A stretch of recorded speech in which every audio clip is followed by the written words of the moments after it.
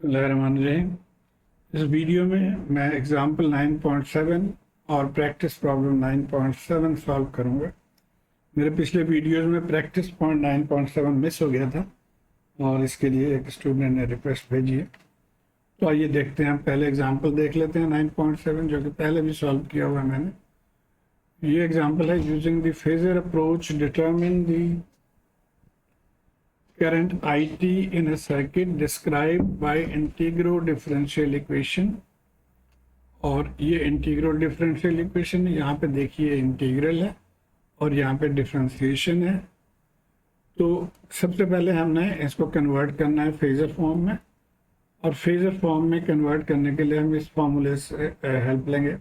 आपको ये तो पता ही है कि जब आप Vm cos omega t plus phi को हम फेजर फॉर्म में ये मैग्नीट्यूड Vm और एंगल फाई लिख लेते हैं। इस तरह dv dt को फेजर फॉर्म में j ओमेगा v लिखते हैं, और इंटीग्रल v dt को हम फेजर फॉर्म में v divided by j omega लिख लेते हैं। तो इसको यूज करके अब हम इसको फेजर फॉर्म में लिख लेंगे। तो ये देखिए 4 कैपिटल I आ गया, 8 इंटीग्रल की जगह पे हमने I ओवर j ओमेगा लिख लिया। इसको ध्यान में रखते हुए यहाँ पे v के लिए दिया हुआ हमारे क्वेश्चन में I है तो I लिख लेंगे, और इसी तरह di के लिए j ओमेगा I हमारे यहाँ पे आ जाएगा, j ओमेगा I आ गया, और ये 50 एंगल 75। अब इसको हम सिंप्लीफाई कर लेंगे। j ओमेगा की वैल्यू हम यहाँ से देख सकते हैं, ओमेगा जो है वो 2 है। इसके साथ अगर आप कंपेयर करें cos ओमेगा t या cos 2t तो ओमेगा 2 आ गया। ओमेगा की वैल्यू आप यहाँ पे लिख लें, और फिर 1 ओवर j को हम इस तरह से सिंप्लीफाई करते हैं कि 1 ओवर j की जगह पे हम माइनस j लिख सकते हैं। तो माइनस j लिख लिया और 8 और 2 को डिवाइड कर दिया, 4 आ गया। तो ये हमारे पास इक्वेशन आ गया। फिर -4 और माइनस j4 माइनस j10 को हमने ऐड कर लिया, तो माइनस j10 आ गया, 10 आ गया। और अब इसको इधर ले आके डिवाइड कर लेंगे हम। तो अब ये देखिए ऊपर पोलर में है, नीचे रेक्टेंगुलर में है, तो इसको हम पहले पोलर में कन्वर्ट कर लेंगे। पोलर में कन्वर्ट करेंगे तो ये आ जाएगा। अब हम इजीली मैग्नीट्यूड को डिवाइड कर लेंगे और एंगल इसको ऊपर लेके चले जाएंगे।